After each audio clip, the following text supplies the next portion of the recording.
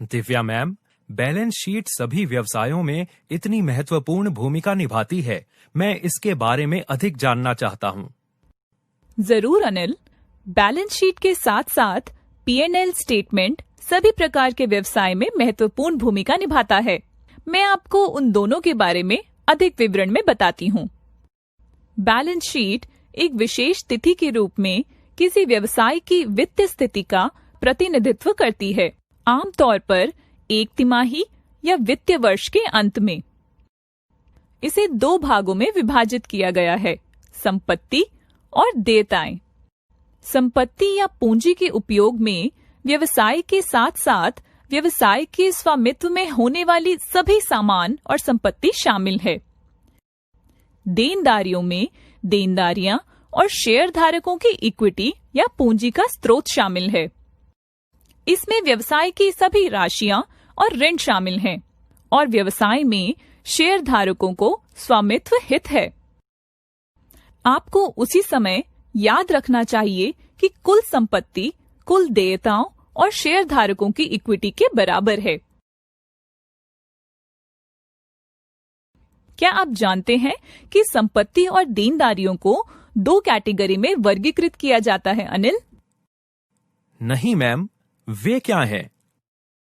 दोनों परिसंपत्तियों और देनदारियों को वर्तमान और गैर वर्तमान के रूप में वर्गीकृत किया गया है। वर्तमान उन वस्तुओं को संदर्भित करता है जो आगामी वित्तीय वर्ष में होने वाले हैं, यानी वे अगले 1 वर्ष के भीतर होने वाले हैं। गैर वर्तमान उन वस्तुओं को संदर्भित करता है जो 1 वर्ष के बाद होने वाले हैं। आप वर्तमान को शॉर्ट टर्म और गैर वर्तमान को लॉन्ग टर्म मान सकते हैं। परिसंपत्तियों को वर्तमान और गैर वर्तमान परिसंपत्तियों के रूप में वर्गीकृत किया गया है। वर्तमान परिसंपत्तियां वे परिसंपत्तियां हैं जिनके 1 वर्ष के भीतर बेचे जाने या नकद में परिवर्तित होने या उपभोग होने की संभावना है। गैर वर्तमान संपत्तियों में संयंत्र, संपत्ति और उपकरण यानी PPE शामिल है, जो आमतौर पर 1 वर्ष से अधिक समय तक रहता है। आइए विभिन्न प्रकार की वर्तमान परिसंपत्तियों के बारे में अधिक चर्चा करें। वर्तमान संपत्ति के सामान्य प्रकार हैं नकद, इन्वेंट्री, प्राप्य और अल्पावधि ऋण और अग्रिम। अब उनमें से प्रत्येक को देखें। नकद वित्तीय अवधि के अंत में व्यवसाय द्वारा बैंक खातों में रखी गई राशि है। इन्वेंटरी कच्चे माल का मूल्य, कार्य प्रक्रिया और व्यापार द्वारा आयोजित माल का मूल्य है। प्राप्य अपने ग्राहकों या ग्राहकों से व्यवसाय के कारण वे राशियां हैं जिनके लिए सामान या सेवाएं पहले ही प्रदान की जा चुकी हैं। ये आमतौर पर क्रेडिट पर की गई बिक्री होती है। अल्पकालिक ऋण और अग्रिम आपूर्तिकर्ता जैसे अन्य संस्थानों को दिए गए ऋण और अग्रिम हैं, जो 1 वर्ष के भीतर होने वाले हैं। इससे पहले हमने राजू ठेलेवाला नामक एक छोटे व्यवसायी के बारे में चर्चा की है। क्या हम उसके मामले में विभिन्न प्रकार की वर्तमान संपत्तियां लागू कर सकते हैं? जरूर अनिल, आइए देखें कि उसके मामले में ये सब कैसे लागू होता है। चलो राजू ठेले वाले के पास वापस जाएं। याद रखें, उन्होंने सब्जियों को 3,000 रुपए में बेचा था। पिछली बार हमने यह मान लिया था कि उन्होंने अपनी सब्जियों का पूरा स्टॉक बेच दिया है और उन्होंने अपने ग्राहकों से 3,000 रुपए की नकदी प्राप्त की है। इस बार उनके व्यापारिक व्यवहार में कुछ बदलाव करते हैं। आप मान लीजिए वह अपने द्वारा खरीदे गए 2,000 रुपए मूल्य की सब्जियों में से केवल 1,500 रुपए मूल्य की सब्जियां ही बेच पाया। इसके अलावा उनका अपने कुछ ग्राहकों के साथ एक अनौपचारिक समझौता है, जो उन्हें हर 15 दिन में केवल 1 बार भुगतान करते हैं। दूसरे शब्दों में, वह मूल्यवान ग्राहकों को क्रेडिट प्रदान करता है। उन्होंने सब्जियों को कुल 2,250 रुपए में बेचा, जिसके लिए उन्हें नकद में 1,500 रुपए मिले और शेष 750 रुपए का भुगतान 2 सप्ताह के बाद किया जाएगा। याद रखें, राजू की बैलेंस शीट स्क्रीन पर दिखाई गई है, जैसा कि उसने अपने ठेले को खरीदने के बाद दिखाई थी। जब वह अपने ग्राहकों को सब्जियां बेचता था, तो उसे अपने कुछ ग्राहकों से 1500 रुपए नकद भी मिलते थे। तो अब उसका कैश बैलेंस 10,000 माइनस 2,000 प्लस 1500 है, जो कि 9,500 के बराबर है। उन्होंने अपनी 500 रुपए की सब्जियां नहीं बेची हैं, जो अब परिसंपत्ति पक्ष में सूची के रूप में दिखाई देगी। यह विशेष रूप से एक वर्तमान संपत्ति है। उसे कुछ ग्राहकों से 750 रुपए भी नहीं मिले हैं। यह राशि अब परिसंपत्ति पक्ष में प्राप्य के रूप में दर्ज की जाएगी। यह फिर से एक वर्तमान संपत्ति है। यहाँ राजू की अद्यतन संपत्ति की तालिका है। आप देख सकते हैं कि उनकी संपत्ति उस राशि के लिए शुरू होती है जो उन्होंने ठेले के लिए भुगतान की है, जो कि 10,000 रुपए है। फिर वर्तमान संपत्ति के रूप में उनके पास 9,500 रुपए की नकदी है। उनकी सूची में 500 रुपए की राशि है, जबकि उनके कुछ ग्राहकों से प्राप्य के रूप में उनके पास 750 रुपए की राशि है। तो उसकी कुल वर्तमान संपत्ति 10,750 है। ठेले की कीमत के साथ उसकी कुल संपत्ति अब 20,750 है। यह समझना आसान था। अब गैर वर्तमान परिसंपत्तियों के बारे में क्या गैर वर्तमान संपत्ति भी विभिन्न प्रकार की है, मैम? हाँ अनिल, है। मैं आपको सामान्य प्रकार की गैर वर्तमान संपत्तियों के बारे में बताती हूँ। सामान्य प्रकार की गैर वर्तमान संपत्ति है मूर्त संपत्ति, अमूर्त संपत्ति, गैर वर्तमान निवेश और दीर्घकालिक ऋण और अग्रिम। मूर्त संपत्ति में मशीनरी, भवन या भूमि जैसी अचल संपत्तियां शामिल हैं। इन्हें आमतौर पर संयंत्र, संपत्ति और उपकरण या पीपीई के रूप में जाना जाता है। अमूर्त संपत्ति में पेटेंट, ट्रेडमार्क, कॉपीराइट, सद्भावना, ब्रांड या मान्यता शामिल हैं। ये छोटे व्यवसायों और स्टार्टअप के लिए आम नहीं है। गैर वर्तमान निवेश ऐसे निवेश हैं जो 1 वर्ष से अधिक समय में परिपक्व होते हैं।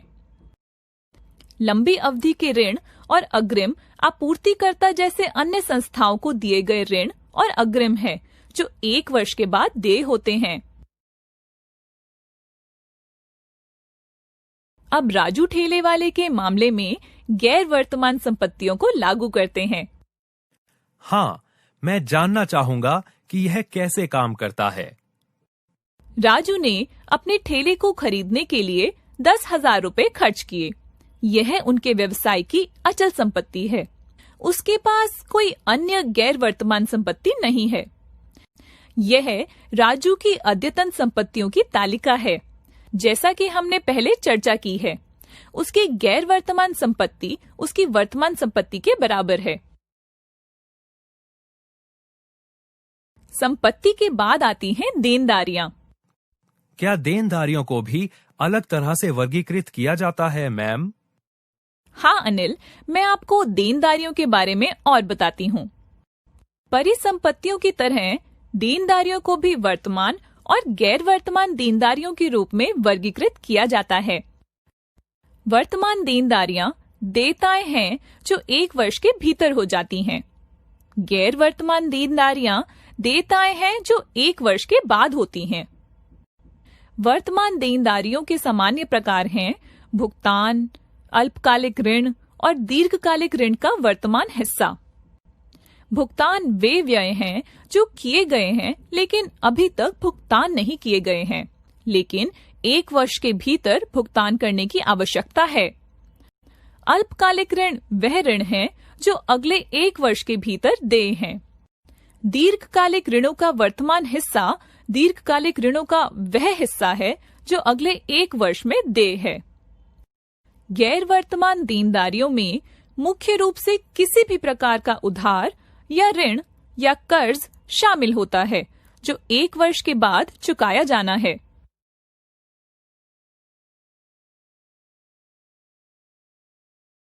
क्या आपने शेयर धारक की इक्विटी के बारे में भी कुछ उल्लेख किया है? यह कैसे काम करता है? हाँ, शेयर धारक की इक्विटी नामक एक कारक है। आइए इस कारक के बारे में अधिक जानते हैं। शेयर धारकों की इक्विटी एक व्यापार में सभी शेयर धारकों के कुल इक्विटी ब्याज का प्रतिनिधित्व करती है। यह कंपनी के निवल मूल्य का प्रतिनिधित्व करता है, जो कि व्यवसाय की संपत्ति और देनदारियों के बीच का अंतर है। शेयर धारक की इक्विटी में दो भाग होते हैं, शेयर पूंजी और अधिशेष। शेयर पूंजी नकदी के बदले शेयर जारी करके जुटाई गई धनराशि है। यह दर्शाता है कि मालिकों ने व्यवसाय को कितनी पूंजी प्रदान की है। अधिशेष एक व्यवसाय का लाभ है, जो लाभ और हानि यानी P&L स्टेटमेंट से आता है।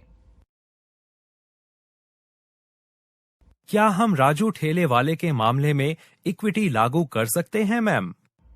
निश्चित रूप से अनिल। अगर आप राजू ठेले वाले को देखें तो आपको याद होगा कि उन्होंने सब्जियों को खरीदने के लिए 2000 रुपए का भुगतान नकद में किया था। एक बार फिर से उनके व्यापारिक व्यवहार में कुछ बदलाव करते हैं। मान लीजिए उसने सब्जियों को खरीदने के लिए नकद में 1250 रुपए का भुगतान किया और उसने शेष 750 रुपए मूल्य की सब्जियां क्रेडिट पर खरीदी।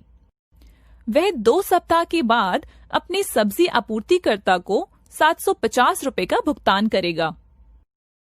ठेला खरीदने के बाद उसके पास 10,000 रुपए नकद थे। उन्होंने सब्जियां खरीदने के लिए 1250 रुपए खर्च किए। उन्होंने कुछ ग्राहकों से 1500 रुपए नकद लिए। उनका नया कैश बैलेंस अब 10,000 माइनस 1250 प्लस 1500 है, जो 10,250 रुपए के बराबर है। राजू का अपने सब्जी आपूर्तिकर्ता पर 750 रुपए का बकाया है, जिसका मतलब है कि वर्तमान देनदारियों के तहत देय 750 रुपए हैं। वह कुल 2,250 रुपए के लिए 1500 रुपए मूल्य की सब्जियां बेचने में सक्षम था। उनका लाभ, जो इक्विटी के तहत अधिशेष में जोड़ा जाएगा, 2,250 माइनस 1500 है, जो 750 रुपए के बराबर है। उसने कोई पैसा उधार नहीं लिया है और इसीलिए उसकी गैर वर्तमान देनदारियां शून्य है। यह राजू की अपडेट बैलेंस शीट है। आइए राजू के व्यवसाय के निवल मूल्य को देखें। कुल संपत्ति माइनस कुल देनदारियों के बराबर नेट वर्थ है। राजू के मामले में यह 21,500 माइनस 750 होगा, जो कि 20,750 रुपए के बराबर है। कारोबार की शुरुआत में राजू की कुल संपत्ति 20,000 माइनस 0 थी, जो कि 20,000 रुपए के बराबर है। इसलिए राजू ने अपने ठेले के संचालन से 750 रुपए का शुद्ध मूल्य जोड़ा है, जो उनके व्यवसाय का लाभ है। P&L का अर्थ है लाभ या हानि स्टेटमेंट। इसे आय विवरण भी कहा जाता है। यह उस अवधि के लिए व्यापार के परिचालन परिणामों को दर्शाता है जो एक वर्ष या एक पूरे वर्ष का 1/4 हो सकता है। लाभ और हानि के बाद शुद्ध आय राजस्व माइनस व्यय के बराबर है। कोई भी आय या लाभ जो शेयर धारकों को भुगतान नहीं किया जाता है, उसे प्रतिधारित आय कहा जाता है।